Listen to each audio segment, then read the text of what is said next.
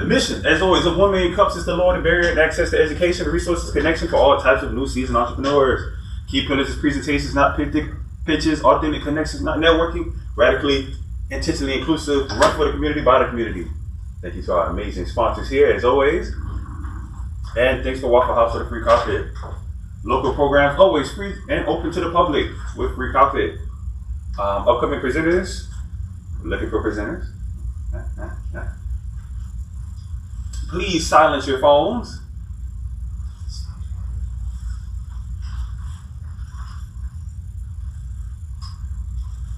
Before we start, any big wins? Any small wins? Huh? Does it have to be business related? It can. Okay, I got a big win. Okay. What am I, 0.01 man. Oh, right. That's a major win. You're right. Third stage of prostate cancer, had the prostate removed. Got my numbers checked yesterday. I'm 0.01, as low as possible. Okay. So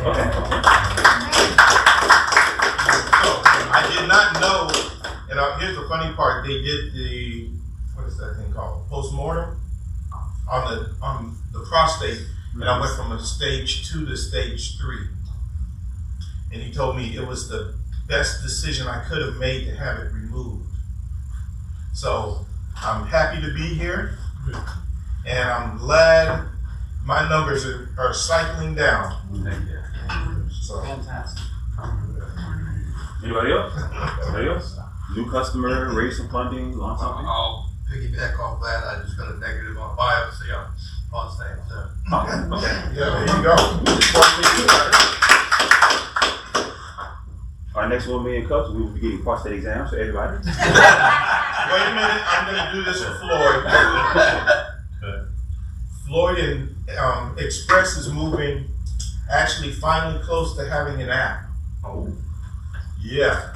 So we're a couple weeks from seeing an app for his product. Mm-hmm. And I think Android. I should have the military this week. I ain't worried about military. Yeah. I am. Yeah, okay, he's worried about military.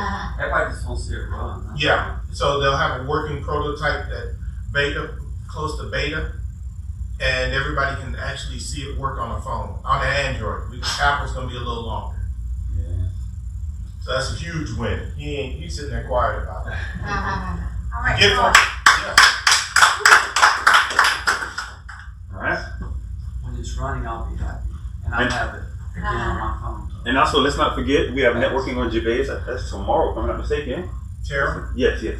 Tara. So that's 9 to 10 out there. So definitely check that out tomorrow. You guys get some time. Now, Darion McCloud is an accomplished actor, storyteller, director, consultant, and teaching artist dedicated to using the arts to inspire connection, empathy, and positive change. Through his work with the NAI company, Darion has engaged audiences of all ages, bringing creativity and meaningful stories to communities from all walks of life. His passion is rooted in the belief that art can help create a full, more understanding, compassionate, fulfilling world for everybody. Everybody put your hands together for Darion McCloud.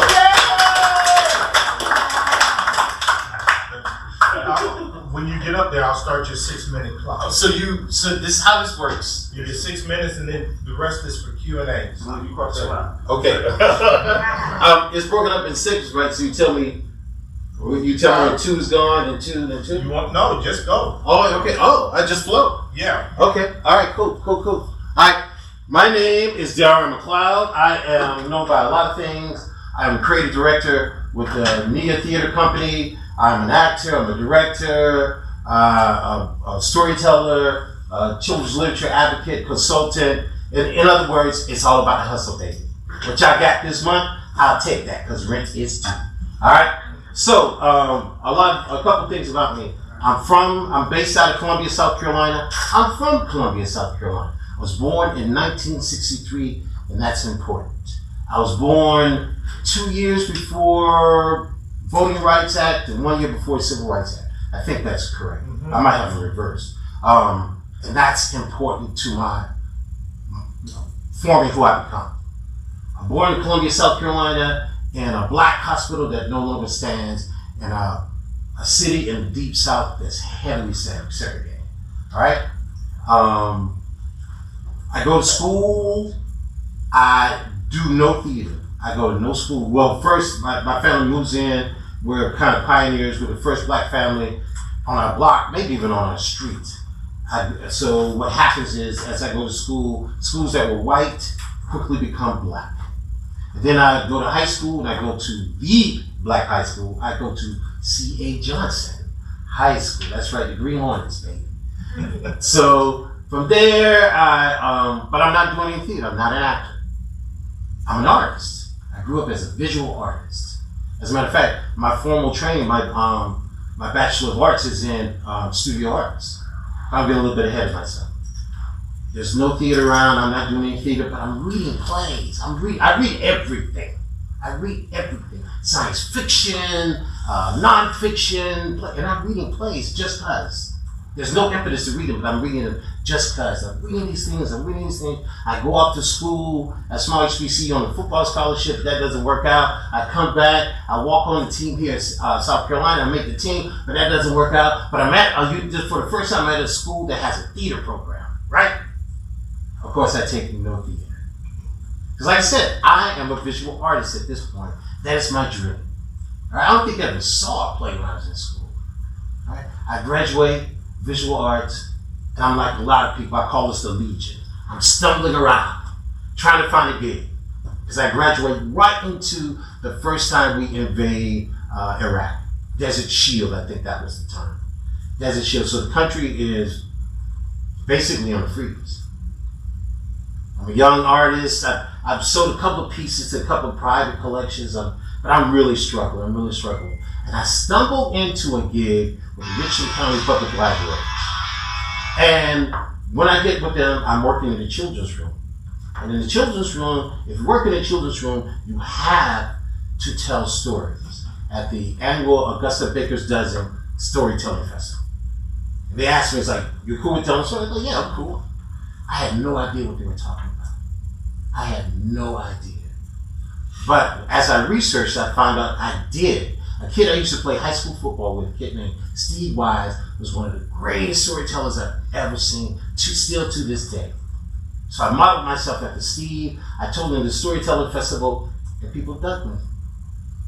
All of a sudden, I'm in people's classrooms, I'm in people's schools, I'm in the libraries, I'm in the museums, I'm in the theaters, and all of a sudden, I'm the storyteller, man. And I'm digging it, it's going well. And I'm at a school telling stories, and after I come off stage, this parent says, oh, I love your work. What theater do you work with? I said, theater? She says, yeah, you're an actor, right? It's like, no, I'm not an actor. She said, oh, you're an actor. You just don't know it. Do you mind if I pass your name on to some friends of mine? I said, sure, bet. No, think nothing of it. A couple of months later, I get a call from Chester's Theater, local theater, to go into a cattle call. Cattle call is when they just put out a big call. The one I went to, I think it was 175 people auditioning for like 3 shows. And the only reason I went was because, remember in the 90s, every sitcom had a character that was an actor. And they were always talking about either getting an audition or blowing an audition. And I've always been a curious dude. I had no idea what an audition was. I'd never been able to play anything. I just like, man, I'll do this. I'll try this. So I remember leaving work and kind of casually throwing it over my shoulder. Who knows? Your boy might come back with a part. And I did. And then before I could finish that play, they asked me to audition for another play, and I got that. And before I could finish that play, they asked me to audition for another one. They actually handed me the script to just play Boys in the Band, huge piece of LGBTQ literature. I played Bernard. And it's like, if you want to do this, we want you to do this. I did it. And up to that point, I considered myself an artist who was doing some acting. But of course, in Boys in the Band, I played Bernard. Bernard was a gay character. And for about 2 years after that, every time I stepped out on the street, it felt like if I was in a club, if I was at a school, as I was at the ATM, some gay dude was trying to holler. And I was like, well, oh no, and I have to explain like, no, I'm straight, dude. I figured out like, oh, you saw me in Boys in the Band. And that made me think, well, damn, I must be pretty good. So all of a sudden I started taking acting kind of seriously, started looking at it as another form of expression. And out of that, we built the NIA company, which this is our 28th year. 2028 will be our 30th year of existence. We began as a space for Black creatives to come together and make theater. We've evolved now to a space that creates opportunities for audiences, for actors, for creators. We tell stories that other people won't tell to audiences that usually won't get told those stories. So we have a very particular mission, but it's also by focusing down like that, made it very broad. We do a lot of family programming. We do a lot of very adventurous adult programming. And why we do this is because, 1 minute. why we do this is because there's a need. There's a need. I know people think of acting and theater purely as entertainment, and it can be extremely entertaining, but it can also be life transforming. I'm Seneca today as a person that has done it, and I'm telling you what I know, not what I think. I've worked with every community, not every community. I've worked with the homeless. I've worked with disabled. I've worked with students. I've worked with college professors. I've worked with other professionals, and I've seen the impact that good art makes on your community. I'm proud to say I've been taking part in a lot of local and even some national things. Great art. Great communities deserve great art. It's not something that's superfluous. It's not something that's an extra. Great communities deserve great art. It makes for better citizens. It makes for better voters, better fathers, better daughters, better everything.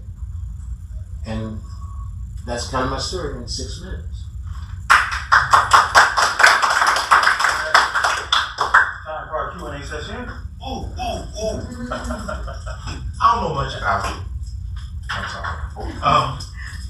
You left out pigskin poetry. Oh, I left that a lot. Yeah. But I'm blessed that way. I'm lucky. Derek's referencing. I created this program when I was with the library. It's in existence for 31 years now. It's called Pigskin Poets. We're bringing a football team. I'm a big advocate for literacy, especially children's literacy. I'm lucky enough that I'm actually featured in a children's book. Okay, I get distracted. Let me say Pigskin Poets. Pigskin Poets is when we bring in the Carolina football team, and we bring in hundreds of kids. And we sing songs, and we tell stories, and we read books, and it's a giant literacy event. We do it every year, and a lot of years it's been featured on CNN. It gets a lot of national attention. Some other teams around the country have kind of sprouted their own things, but it's something, that's one thing I'm very proud of. It's called Pigskin Poets. We just did it in July here, but every summer we bring the football team together with young people and anybody off the street who wants to come. We have a good time. And the players read the stories. Players read the stories. We set them up on stage, and we have 2 players. I usually try to pick like a skill position dude, a running back or wide receiver, and the biggest lineman I can find. You know, some contrast, because the kids love that contrast inside. And they read, but it's really just about just having fun. And the idea, what I try to do with a lot of my family programming is I'm not here to teach your kids how to read. Your kids have trained professionals who do a very good job of that. But my gig is to make your kids want to read. Want to do every time, like to have an event that they associate fun and adventure and all these good things, intelligence and all these things. You know, with a kid, you slip it to them. Just have a good time. So every time they look at books as a way to explore their world. So that's my gig. That's my gig. As an actor, my gig, and a director, as a theater creator, my gig is to show you the world. Not to tell you what to think, but to definitely give you something to think about. So, like we do family programs, I don't call them children's shows, because children don't drive themselves to the theater, children don't pay tickets, they're family shows. But we do all the way from that to very adventurous, very challenging adult material. And everything in between, but most of that's kind of where we live, kind of the family space, and we've kind of carved out a reputation as a very adventurous theater company. Yeah. Do you do assemblies for public schools? Oh, I do a lot of assembly. There's nothing for me to go in. I don't do them as much anymore because that's a lot of work. You know, it's cool. It's cool to be in there, but it's a challenge. But I still do them. I do them a lot. I go to. As a matter of fact, I'm meeting with a school on Friday. Well, that's a little bit different. Trying to set up some after school program. But yes, the answer is yes. I'd like to talk to you after. Okay, I'd love to talk. Love to talk. Yes. The name kind of was inspiration. Near Theater Company, do you have a local theater? And I love the passion of storytelling. I think it's an amazing gift. Thank you for all of that. A way of getting our story out, but also inspiring others. And I love storytelling, especially when it comes to history, why things are the way they are, and just bring that together. I like to tell people all the time, you know, I deal in these things, these things that can't necessarily be quantified or even qualified. How much does inspiration, how heavy is that? You know, how tall is dedication? You know, how big is intelligence? You know, all these things that aren't tangible things are arguably the most important things to being human beings. You know, how important is it to us to gather together like you guys do every Wednesday? How important are those things? Those are the things I traffic in. Nia Theater Company, it's capital N, small I, capital A. Nia is a key Swahili word which means purpose. Purpose. And so we talk, our purpose is to create gathering situations to reflect humanity and our vehicles theater and storytelling. So lady in Dura Curitin Loretta gave us that name, Loretta Brown gave us that name, and Dura Curitin, who's Curitin then, Curitin Cummings now, gave us a stylized spelling. So I like to tell people all the time, it does not mean Negroes in action. It is the Nia Theater. Negroes gets the bigger laugh. But yeah, so you're right. Storytelling is important. We think of storytelling, and that's what you guys are doing every Wednesday. You started off telling stories. I forget where I found this stat, but it's like, and I don't know the veracity of it, but like 67% of the time when we're talking, we're telling a story. We're talking about something that happened to us. We're talking about something we wish would happen for us. We're talking about something that happened to somebody else. We're talking about, you know, we're storytelling. We're storytelling, and it's important to understand these things. Most of the things you think you know about somebody else is a story. Yes, sir. Yeah, thanks for the talk. How do you fund your activities? How do you finance all this? I don't see any donation buttons on your website. You're right, and you're totally correct. That is one of the things. Your strength is also your weakness. Yes. So we are, by nature, a very generous company, but that also means we don't, just to be totally honest, I'm almost an accidental entrepreneur. You know, I'm an artist first. And then you keep doing things. Yeah, I got to pay this person, and I got to buy the rights for this person. I got to rent this space, and all of a sudden, next thing you know, you're running a business. So one of the things, to be totally honest, you're correct. We don't have a donation button. We don't have a lot of the things. Maybe more. I'm gonna call you natural entrepreneurs. Think up instinctively. Okay, I'll tell you one thing. We're doing a program now. The Magic Purple Circle. The Magic Purple Circle is great. It's it's a family program. Basically it's like storytelling with muscles. We have books, we have musicians, we have songs. It's kind of like, remember the variety shows of the 70s? Oh, no, I'll tell you what it is. And people have said this to me before. The golden era of PBS, I consider that, because I'm old. The 70s, it's like that. It's like Zoom. It's like Mr. Rogers. It's like the Electric Company. It's like Sesame Street. It's like all that tied up into one. And the last one we gave with books. We gave with swag bag. We gave with books. Cookies, all this good stuff. And I paid for all that. You know, people go, oh, you can find a sponsor. people always say, I think there are going to be sponsors tripping over me to get to me. But it doesn't happen. But it's important to us. It's important to me that we create this service, that we do these things, that we make these plays, that we tell these stories. So a lot of it is finance. We've been lucky enough in the past to have a few angel donators, people, I still don't know who they are, just sent us money. And of course we make revenue. We told us we make more money from our children's arm than our adult arm. But we make a little money there. Then I gig when I go to schools, that's a gig. So this is kind of, I'm one of the co-founders. I'm not the only founder, but it's my baby. So I've been supporting it for years. And to be totally honest, like I said, I'm kind of an accidental entrepreneur. Right now I'm working through some tax things because that's not my first concern. And it's easy enough to put that off and, I messed up those taxes for that year. I'll get it next, and then, oh man, I'm 2 years behind. I don't know, and the next thing you know, you're snowballed. So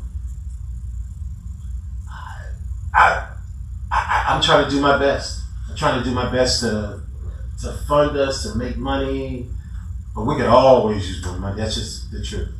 We could always use more money. You don't have a physical location and you rent space. No, we're nomadic. So that's one of the things that saves us a lot. So when we're in this space, now we have a couple of spaces around town that have just donated space to us. My wife has an art gallery. That's actually where we do the Magic Purple Circle. We're there a lot. One Columbia owns a house over on North Main Duke Avenue. We have a space over there. We're looking at people kind of dig our work. So I'm not going to call names, but like we were in a space that the rental was $1,000 a day, and we did a show, and they charged us a flat $300 because they wanted to be associated with what we were doing. So we get breaks like that, but just as a pure business model, I'm still figuring it out. Yes, sir. Are you considered then a nonprofit organization? No, we are not. That's the other thing. We are for profit, and it's basically none. My name, well, let me put it, I'm the one paying the taxes, so. Yeah, so that's another thing too. Like, we've had people that wanted to give us money, but of course they want to get to a nonprofit. But I'm gonna tell you why we're not a nonprofit. Again, I'm gonna get to your second question. We're not a nonprofit because we have we have the whole team, but really there's one person really. We do the Magic Purple Circle because I think it's important. We select the plays that we select because we think it's important. So the service comes before anything.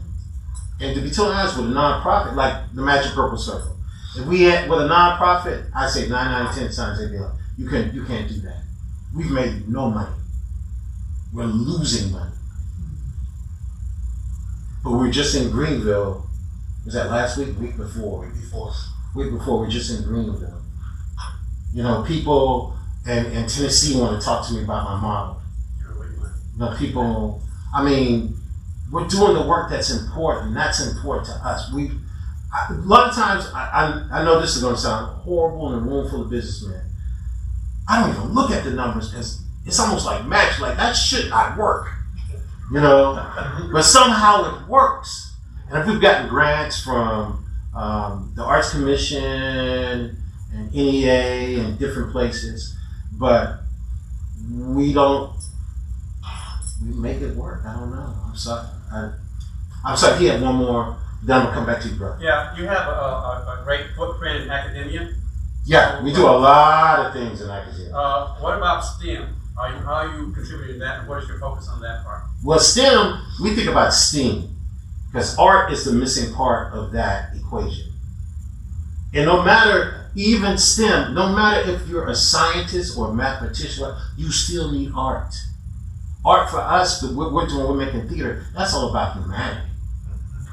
That's all, no matter what you're doing, you're trying to apply whatever you're doing to humanity.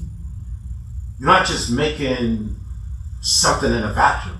You're trying to figure out how people want to engage with it, how people want to buy it or don't want to buy it, how it affects people, how it works with people. So when you come to a play and you see yourself up there, or you see a version of yourself, or you see someone else and it challenges you or makes you think, as a scientist, as a manufacturer, as anything you do, like I said, what I said before, I mean that. I have a little phrase that I have a ton of catchphrases, but art makes everything better. Because all art is it's about someone made that.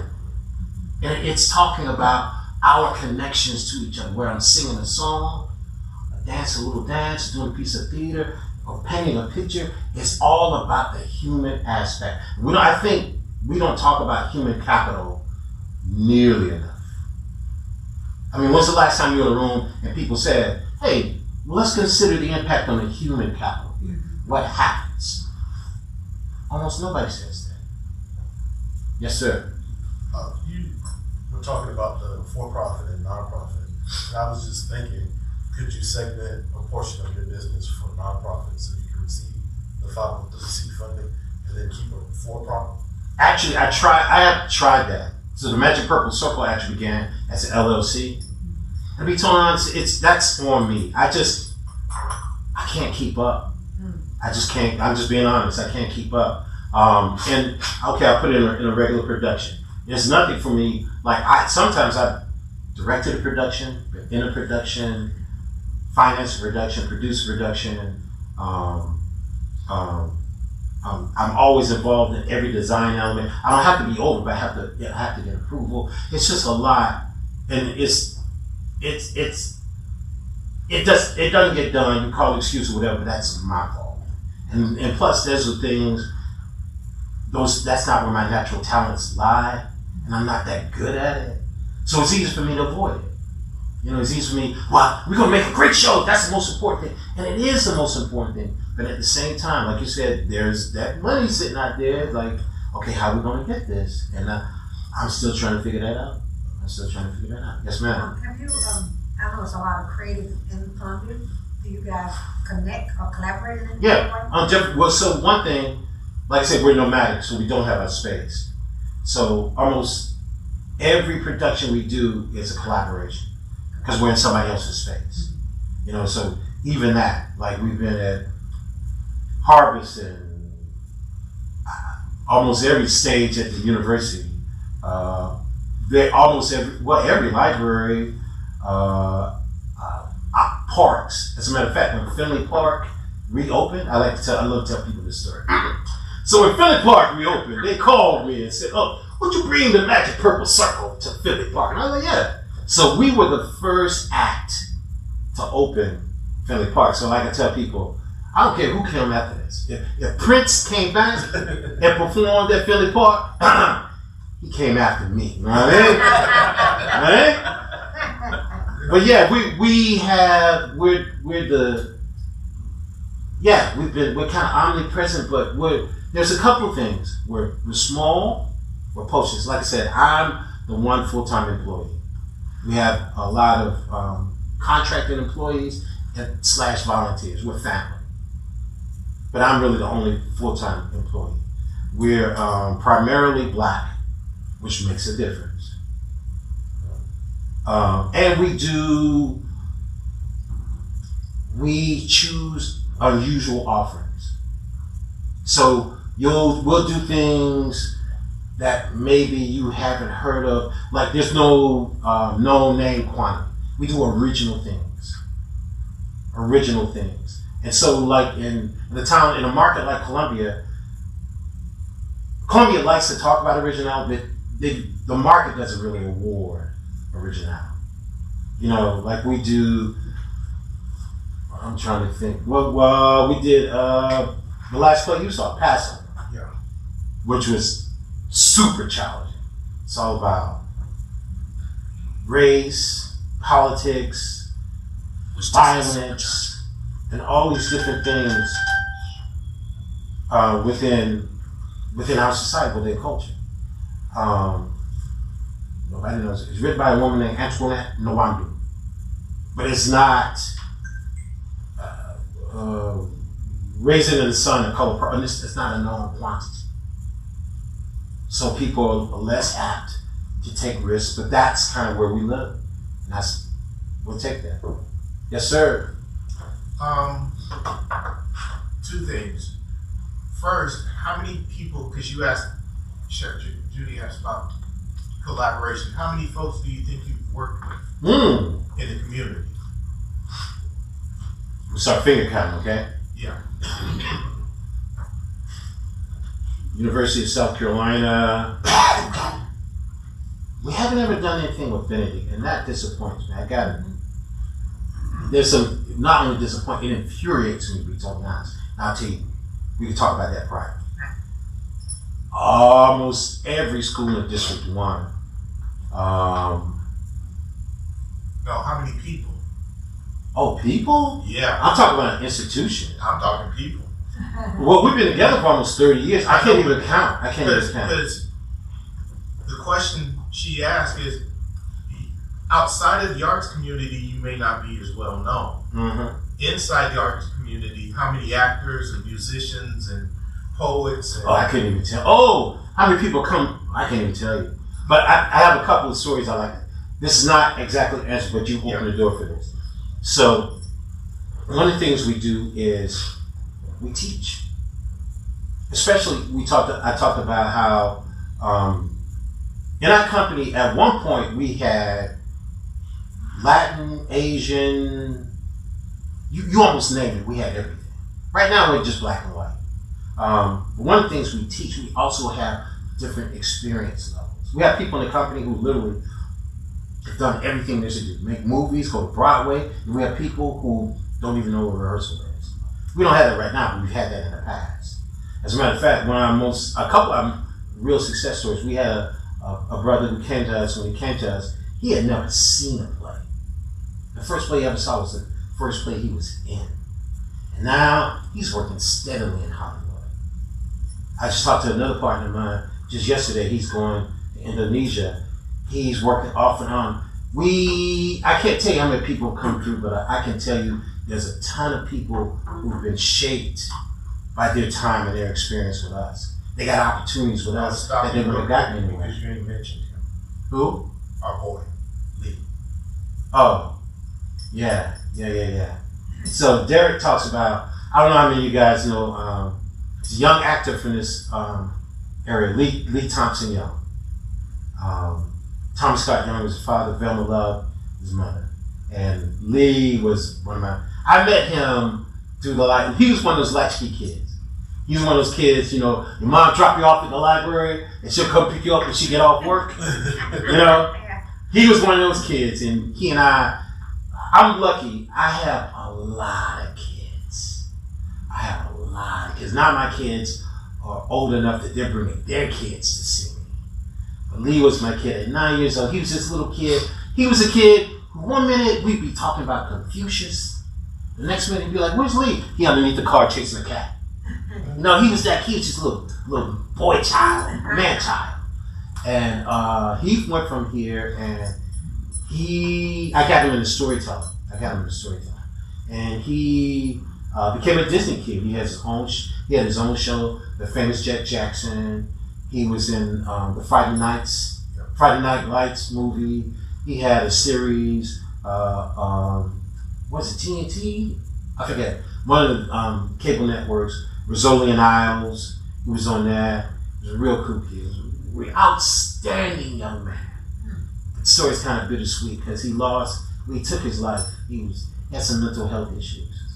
And he took his life. Wow. Yeah. That's been like over a decade now. Wow. As a matter of fact, one of the things I do is I teach at the Governor's School for the Arts during the summer. And I was there this summer, and in my hotel room, I turned on the TV. There was my boy Lee. And people always go like, how do you, because we were really, like people used to say, oh, you're like a surrogate father. Like, nope, he's got a dad. But I was like a uncle, kind of like that crazy uncle, And people always like, how do you feel when you say, I love it? because I get to see them again. I get to see them again. Yes, ma'am. We know that mental health is one of the issues that we have in the community, and of course, We're not, sorry, say that again. mental illness is one of the things that we do have in our community and worldwide right now, just a point in time. Do any of your creative storytelling for folks around mental health? Not anything I do, me personally. Right. I think the arts in a larger way feeds it. Like I said, I think there's almost no application of the arts that you can deny. The fact you're gathering here right now. We learned that during COVID. We were all isolated. Right. You know, I have a personal story for that. The isolation in COVID did my mother no favors. My mother came out the other side. My mother was this big, well, she was older, but still this big personality, blah, blah, blah. My mom, excuse my French, but y'all gonna know what I mean when I said, my mom was that lady on the street, on the corner, who talked that shit. That was my mom. Right. Derek knows. Yes, Lord. Derek knows. Right. And she came out the other side of COVID diminished. The isolation, this was bread and breath for her. Meeting people, she'd go to football games, and she was in all kind of community soup kitchens and all that. And she's an older woman, so those years of isolation just kind of took her down. I mean, she's still alive, but she's not nearly the same. This is important to us. We don't think it is. We don't think it is. If it's not important, why are y'all here this morning? You could be doing so many other things. You could be in your bed. You could be hanging out with somebody else. This is important. This storytelling, this gathering, this exchanging of information and energies. Like I said, most of the things, I think, one of the problems with the world is there's so many wrong stories out here. I think I know something about you, or some story about your group or whoever, or this or that, or this or that, or this or that. And we don't challenge these stories. We don't dig, we don't tell the true story. Yes, sir. I want to, before you leave this place, the way he controls the room, just this, is how we as business people, entrepreneurs, I like to say business folks, but really better, I believe you should consider, and I know this adds another plate, but something else on your plate, teaching business owners how to present and tell their story and own the room this way. He's so comfortable and fluid with it and adaptable. Think about how that would help each one of us when we get in front of folks, because we're so busy and intended on, I'm gonna sell you, I'm gonna sell you, I'm gonna sell you. We don't listen. Yeah, I have learned from him that if I can get you interested in the story, it's easier to talk about business instead of strictly going in. Please consider teaching us how to own the room, to tell the story. Y'all think anybody else? First, let me just say, we've been friends since we were 14 years old. Yeah. So that's my dude, that's my man, he's a cheerleader. Thank you. But to be totally honest, people have been approaching me about that for years. And to be totally, I am seriously considering now, just because under the current administration, okay, I'll just use myself, and I like to use myself because I know myself. I'm not giving anybody else's numbers. In 2024, from 2024 to 2025, I made less than half of what I made in 2025. I made less than half what I made in 2024. That's because one of the things that happens is, under this administration, under a lot of the arts are the first to attack. So, and not only arts, but this administration has a real big hate on for DEI. And DEI, for me, a large part of what I do is targeted at poor communities, Black communities. I work with the disabled. I work with the home. I work with a lot of vulnerable communities on purpose, by choice. So you might not cut my program, but when you cut your program, they used to hire me to execute this other program that gets on for me. So from the direct hit I took all the way to the ripple effect, I'm just being front. My money ain't funny at all. So I'm being forced into a place where I've had to just recently. I've always said, yeah, cool, I got this to do. But now I have to really consider the proposition that Derek threw out, because it's another revenue stream. You know, my daughter just went to college 2 weeks ago. That ain't cheap. Y'all know. That ain't cheap. You know, I'm just like, I'm an artist and I have these visions, but I'm just like everybody else. Like I said in the beginning, the rent is due, baby. The rent is due. So, yeah, I would love to talk to y'all. I've got a room full of, you don't have to, I was going to say, everybody raise your hand. But if you, one of the things that happens is sometimes you devalue yourself, because this is what I do. And I've been doing this really my entire life, but definitely my adult life in a specific way. And so sometimes you need someone to go, like I'll never forget a friend of mine, she got on me one time. I got hired to consult on this gig. And I was like, yo, you make more money as a consultant than you do as an artist. And I was like, yo, they gonna pay me all this money? I was like, this can't be right. And she was like, she almost slapped me. She's like, I was like, it's so easy. I did this and I did this and I did this and I. She's like, that's why you were there. Because they can't see those dots and those lines. But you walk in and you solve their problem, and that's of major value to them. And that made a click for me. Because what was natural to me, I devalued because it felt natural to me. But if I have something that you don't have, and it's not natural to you, then it's of value to you. Am I making sense? Am I just rambling? Okay, so I have a client that we do service for, and he have big contracts with the government. Mm-hmm. And of course, like I said, the DEI affecting his company. But I think the whole thing with DEI, you got to reposition the way you present and put it out. Oh yeah, like in That's some. what I'm sorry. Yeah, so, and that's what he has done, and you know, and he's like a consultant, Mm-hmm. and I'm guessing $1 million company, but they had to redirect and did everything kind of over, learning AI, just all the stuff to reposition. So Yeah. maybe that's a good thing. Look at a consultant that can help you reposition. To your point, like in right now the Arts Commission has $3.7 million worth of grants that are locked up. Excuse me, because talking about reposition. Mm-hmm. In real terms of repositioning means in your application you can't use the word black or African American. You can't use the word woman. Mm-hmm. You can't use the word black. You can't say LGBTQ. Literally, you cannot say those words. Even if you're going, I'm going out to this migrant community Mm-hmm. where the children don't have year-round school, and I'm doing 6 planned story times, and I'm giving away books. And all these children are from Ecuador, wherever they're from. Mm-hmm. If you say Latin community, Ecuador, you're disqualified immediately. And I can give you this number to get to make that connection. Okay, To cool, see how cool, you cool. position that $1 million Right. company that he has. And that's the thing too, I'm battling. You know, the thing is the thing. Mm-hmm. Yes, you do have to, no, but the thing is the thing.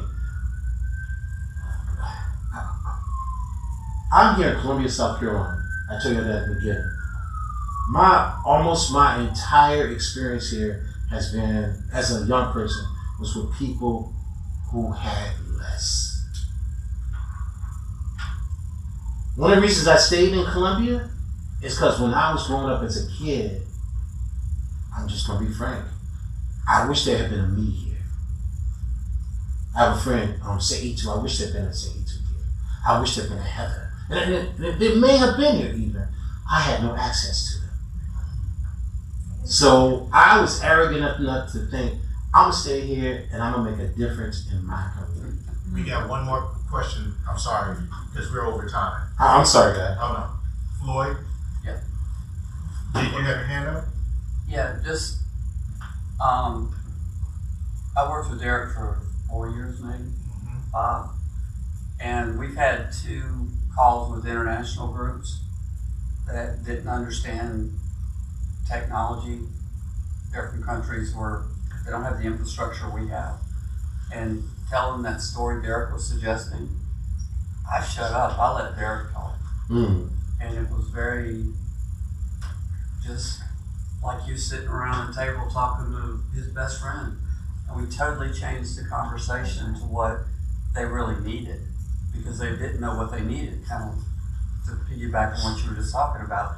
And I just sat there and I'm like, damn, you know, because I'm all technology and all this, and everybody we talk to, they don't need to hear all that. They just need something simple they can understand and just walk them through that process. And it was really a story, and I guess I didn't put it even together until you were talking. Like, that's all Derek did. He just told the story of what, you know, they needed in simple terms. And I'm kind of sitting there biting my tongue. You know, I'm going to throw in this word and that word. Because when I get professors, they give me shit because I don't have degree. You know, Yeah. I didn't use the right acronym with this general and all this, you know. So I'm in the middle thinking I got to go this way, and the hell with them. I got people on our team now that, you know, we had to split because of the administration. You have to have a military team now on the commercial side, and they can't interact. I mean, the software has to be different, everything has to be different, which is valid.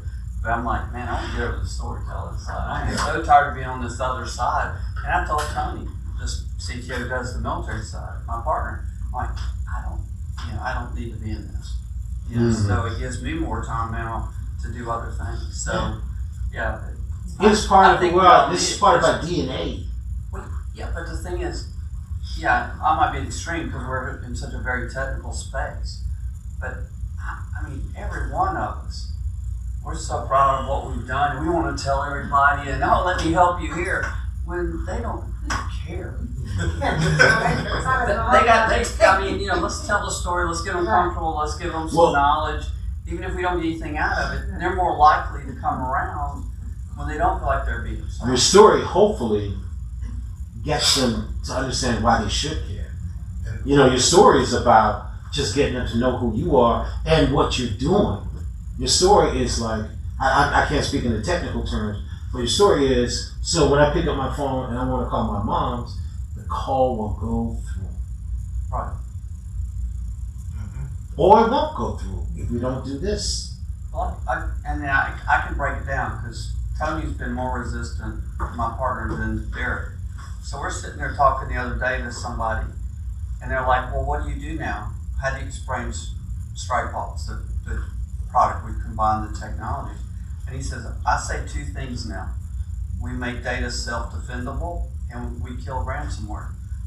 And he said, that's all that kill ransomware. Like, what? He says, generals to the average person stops you and goes, what? Let's talk about this. And how many times have you told us that? That's you why told I me that 1,000 times. Yeah. And 4 years later, I'm starting to listen. And what it was, I was where you were a couple weeks ago, and I couldn't sell. So it was just how do we, and that's what this is, seminars just to impart data. No selling, just help people protect themselves and particularly their loved ones. And I think that's why I see small business owners like this in our community who have worked their butts off on a product or a service. And that's all they know because that's all they've lived. And they need folks like you to say, I understand that, but you got to talk human. You've got to be able to present it in a way that it matters to the audience. And you do that well. I'm good at it, you are great at it. So I'm a cheerleader, but you know me, I'm an asshole. Yes, all day, every day. Yes, he is. Yes, he is. Yes. And as good as I think I am, I know there are people better. And I'm looking at you do this. And I'm going to say it out loud in this room because folks need to be paying you to show how you did what you just did. This was seamless.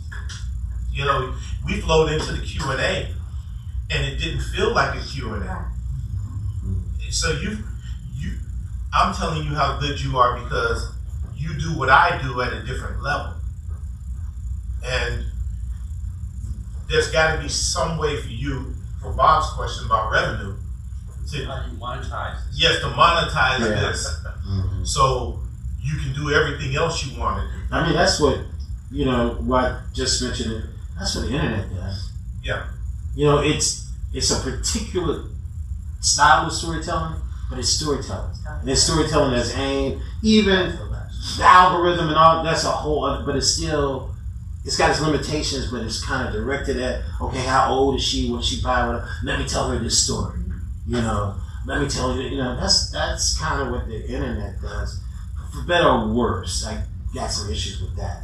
But We're gonna hang around for 10 more minutes. I mean, till 12. Yeah. Possible. The room. We have the room till 12. Mr. Darion, yes, McCloud, no, that's You what the realize kids call me. you like Mr. this. Darren. I'm sorry. I said you thrilled us if you like this through the human component.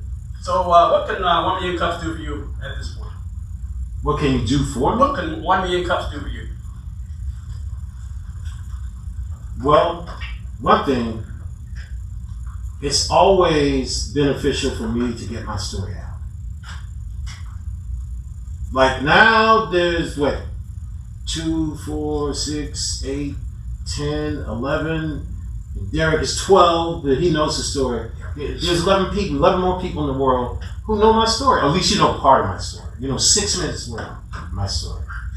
6 minutes. And some QAs. The what? I said, and some QAs. Right, it's some QAs, right. So it helps me, for you guys to know, you also have expertise where I don't have it. And it's not even a one-way street. There is a kind of natural tension between, like you said, I'm gonna call y'all business people, and us artists. Nobody's purely anything. But we do speak different language. We do have different focuses. Like I said, the magic purple circles of king, that's a bad investment if you're just talking about return on investment. That's a bad investment. But it is, and I'll even say this, it's not always, the last one we had a pajama jammy jam. We had a pajama party at night for kids. It was great. We had 4 families show up. We had 4 families show up. I know that's the new shift too. People don't show up. Yeah. I'm in the people gathering business. The play I was talking about with Derek, humility aside, it was a great production. The night you were there, Derek, 20 people maybe? I think 32. I counted. Of course you did. But if we get 50 people, it's like, whoa, we got 50 people. As good as we are telling the story and selling the story, we haven't figured out how to sell the product. Does that make sense? What is that disconnect? What is that? Because I've noticed that. And Oh, we have had knockdown dragouts Yes. about this issue. what is it? Well, I don't know. Are you opposed to using AI, tell your story, and then ask it questions to try to propel you to the next level? I want 100 people by next summer to come to this show. Mhm. And it'll give you ideas potentially you've never heard of, or you can kind of get you moving and it encourages you to do something you may have never. I have used AI in a limited, we applied for a grant, a night grant, and we used AI to help us build the grant. So AI, we kind of wrote it, or to your point, sometimes we want to say this, and AI would give a suggestion, and then we kind of broke it down and spoke the way we speak, or sometimes AI was spot on, that's not, we can't do that any better. So we've used it in limited, we've used it as a limited tool, but I haven't figured out how to use it. For one thing, being online, that's a whole other gig, man. That's a whole other gig. Me, right now, I'm trying to organize a reading for next week. We're going to read a play that we might do next. I'm looking at different plays. I'm meeting different people. That's a full-time gig in itself. And then the whole strategy, I don't know. I'm sorry, let me just finish this out. I'm still kind of old school. Like, if you do good work, people will come. You know, and that's, to your point, that's not the case. But art's just like that. My prior existence was in the Raleigh, Durham, Chapel Hill area. Much bigger art community. Mm-hmm. Plays, galleries, you name it. Even with the well-known groups. Big show, runs for 3 weeks. First 2 weeks it's dead. Last 2 days it's packed. You can sell every ticket you want. Yeah. And it's part of just human nature. Yeah. The other part is, as well known as he's in the community has to know the need. You know, the benefit of it. Columbia used to be an art city, still is, but not the way it used to be. It's a transition.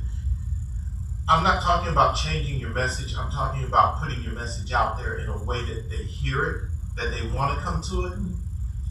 Folks still watch TV in Columbia, still listen to the radios. The young man that does lawn care built his business on outdoor and direct mail. You can't sit still and expect them to find you. Mm-hmm. You have to go out there and do these things. And I pretend I don't know tech and AI, not because of anything. I'm just like, look, you haven't done the basics. You haven't identified where you can live. Northeast Columbia is untapped territory for how many groups? There's so much money out there. Yeah, easily. Sandhill does not have a theater. They got a movie theater, but they don't have a facility. Oh, I'm sorry, they do now. Richland 2 built it. Right. And WOW has a space out there too. There's a gospel theater. Oh, they're gone. No, they oh no, you're right. I think they They're built gone. another space. Yeah. Yeah. They had a space out there. They had a space, but once again, they moved into off of 2 Notch, built the location out, and didn't tell anybody they were there in the neighborhood. Mm-hmm. I mean, there's 200, 300 family, no more than that, because Spring Valley's behind where they were located. Right. So you got Spring Valley, one of the richest neighborhoods in Columbia. You got Polo Road, you got Folkestone, you got all of that area within 3 miles of their facility. And their things were empty. All those kids. So this is a game we play all the time. We play. So let me give you some pushback on that. Because I also, on the other side of that, I've done all the free times. Television, radio spots, not radio spots, but get on someone's radio, a podcast, all about this show.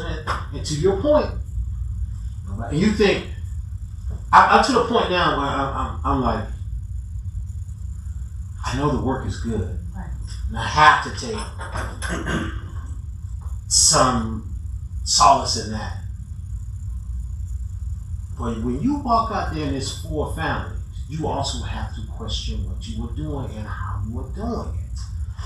We've been around too long for me to go like, oh, we're doing the right thing.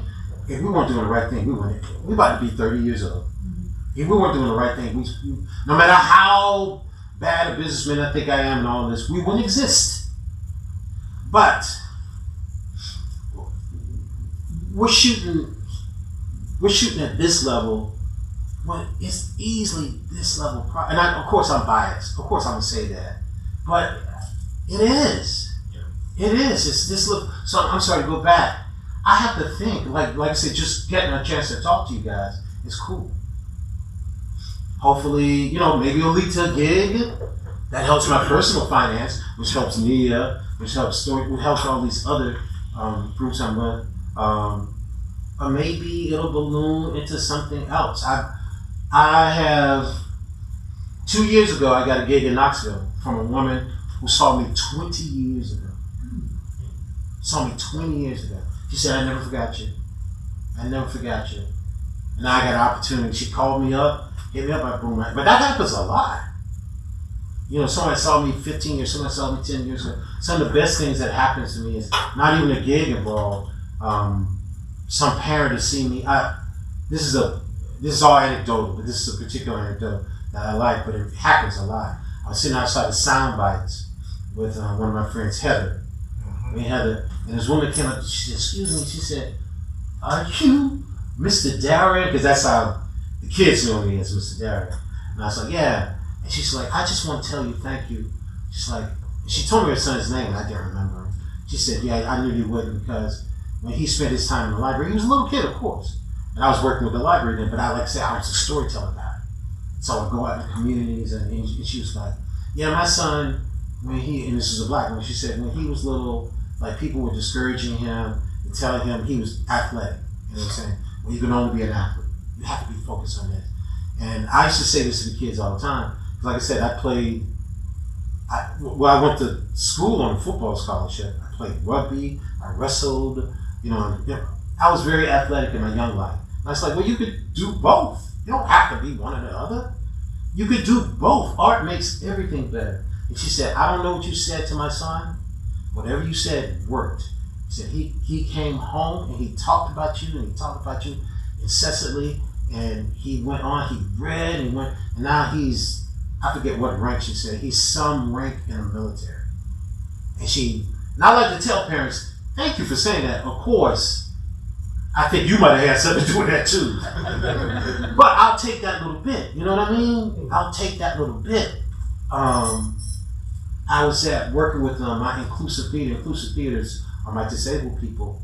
And there was a woman there, and she did the same thing. She said, can I talk to you? I said, yeah. She had pulled up her daughter's FaceTime. And she's like, yeah, that's him. That's like that. And she remembered coming to like I say, these things, they might not have weight, but they're heavy. You know? I don't know how big they are. Like I said, well-timed inspiration, it changes the paths of lives. You know? I see what you have as a gift, because I speak to teachers also, and I tell them, just like a parent, you can either make it or break a child, just by one word or something that you say. Yeah. You know? And so, of course, that's almost like the one that's spending most of the time with, the one that's teaching them. So you have a big impact. Yeah. And conversely, like you said, break. You have to think about, because I think about that too. Like, how many mistakes I've made. You know, nobody's batting 1,000. You know, hopefully I've made way more correct choices than mistakes. You know, I like to think, one of the things I have learned with dealing with children, one of the things I've learned is, you might not be my kid. Hopefully, during our time together, it doesn't matter whether you're my kid or not, I'm going to give you the best that I have. And hopefully, during our time together, you won't be damaged, and you can go on, and maybe you're Mr. Derek's kid. You know, because you just can't, it's impossible. But if you really think about doing the best that you can do, really that's all you can do at the end of the day. And it works out. I talked about working at the governor's school. When they first approached me, I was like, I don't know if I want to do that. You know, it's like Derek could tell you, last year, I didn't do that this year. Last year I was up there for a whole month, and I was like, man, I'm ready to be home. You know? But I did a play, and eventually I did a movie with a young man who, he graduated from the governor's school. And I taught high school drama 1 year. And I asked him, I said, yo, Anthony, that's like, how many black instructors have you had during your career? He said, counting you? I said, yeah. He's like, 3. Yes. On SMU, and head of the department there was a black man. He had a female movement instructor, and he had me. I said, how many black males? He's like, counting you? I said, he's like, 2.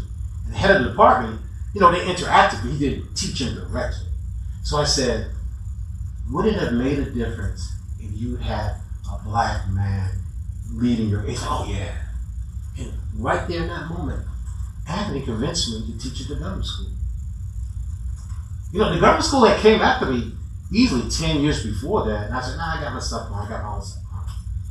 Talking with Anthony is what convinced me to go, and I think it's when, now ironically, I've been there 4 years, and out of the 4 years I've had 4 black young men. Had 2 last year, had 1 my first year, and 1 I think my 3rd year. Now, black girls I've had probably about 15, 16. But that's part of it too, representation. You know, I walk in the room, and I know this, I'm well aware of this. I walk in the room and to the story I told before, young black boys are being told, you are this. You are not this. You are this. Sorry. Oh, sorry. Yeah, we way over. He'll sit here for a second, but y'all come back next week. We're gonna please encourage folks to attend.